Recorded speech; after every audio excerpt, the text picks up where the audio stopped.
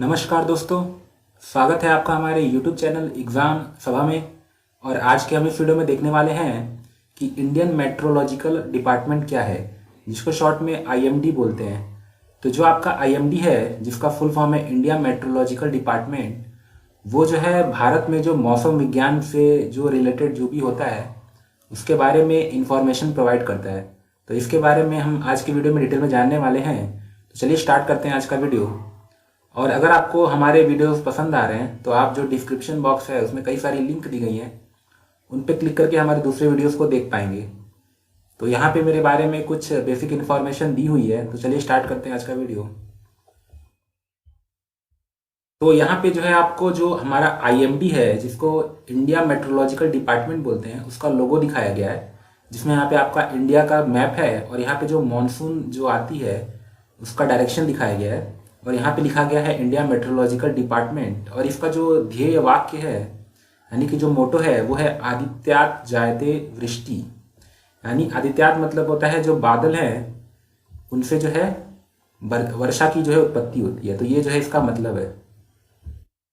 तो आदित्यात मतलब है आपका सन, सूरज, और उनसे जो उत्पत्ति होती है बारिश की, उसके बारे में जो है बताया गया है। तो पहले एक ब्रीफ इंट्रोडक्शन ले लेते हैं। Formed in 1875, the India metrological department is the national metrological service of the country.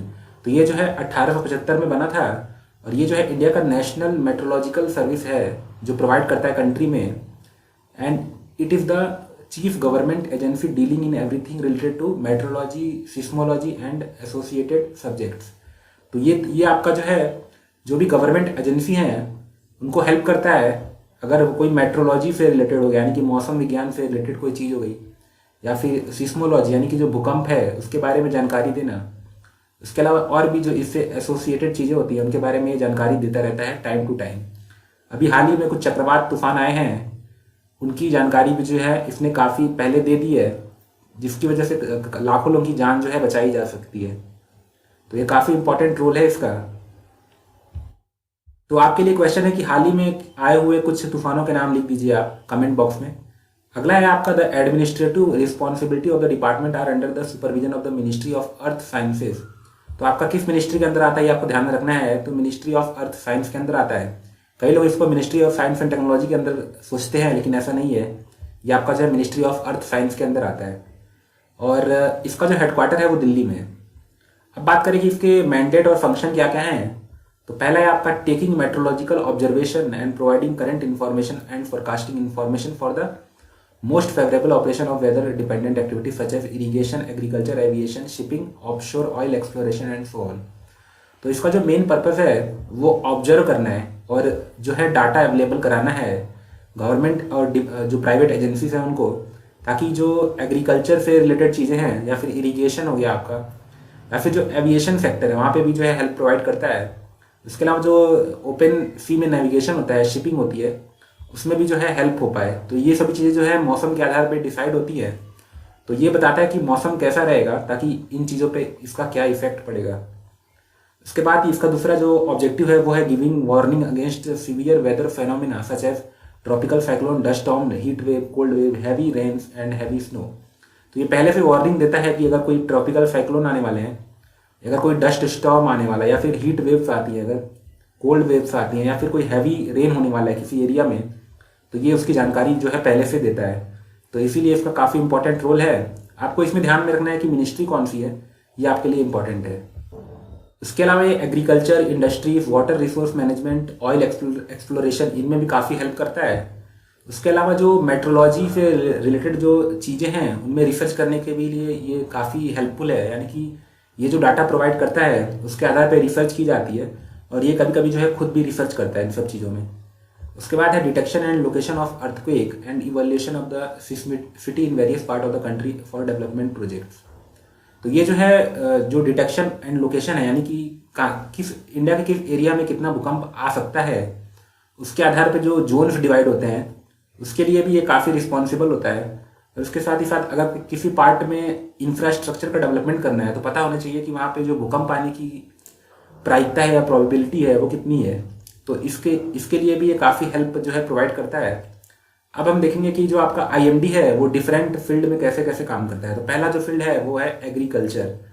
तो एग्रीकल्चर में क्या काम करता है देख लेते हैं। तो IMD provide direct services to farming community. तो जो भी किसान भाई लोग हैं और जो फार्मिंग एक्टिविटीज़ हैं उनमें काफ़ी हेल्प प्रोवाइड करता है ये।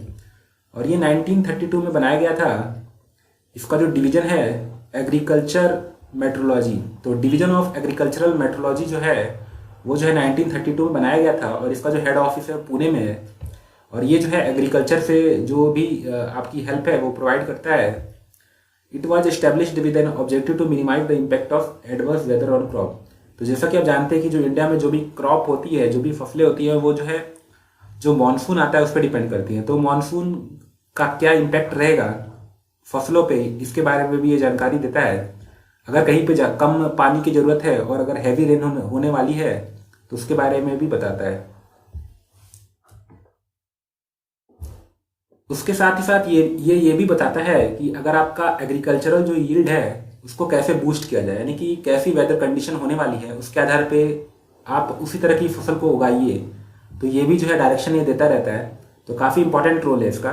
अब इसने कई सारी सर्विसेज चला रखी है जो आपका एग्रीकल्चर है उसके लिए। तो पहला है ग्रामीण कृषि मौसम सेवा, दूसरा है आपका डिसएमिनेशन ऑफ एग्रोमेट एडवाइजरीज, तीसरा है feedback and awareness of Agromet services, और चौथा है ट्रेनिंग प्रोग्राम टू AMFUs जिसको एग्रोमेट्रोलॉजिकल फील्ड यूनिट्स बोलते हैं। तो ये 4 जो है आपके लिए इंपॉर्टेंट है जो आपको ध्यान में रखने हैं।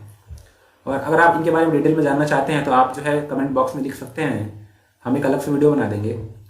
उसके बाद है आपका IMD एंड एविएशन। तो एविएशन के सेक्टर में भी काफ़ी हेल्प करता है। जो भी हवाई जहाज़ की उड़ानें होती हैं उनका जो डायरेक्शन होता है उसको भी डिसाइड करने में काफ़ी इंपॉर्टेंट रोल होता है।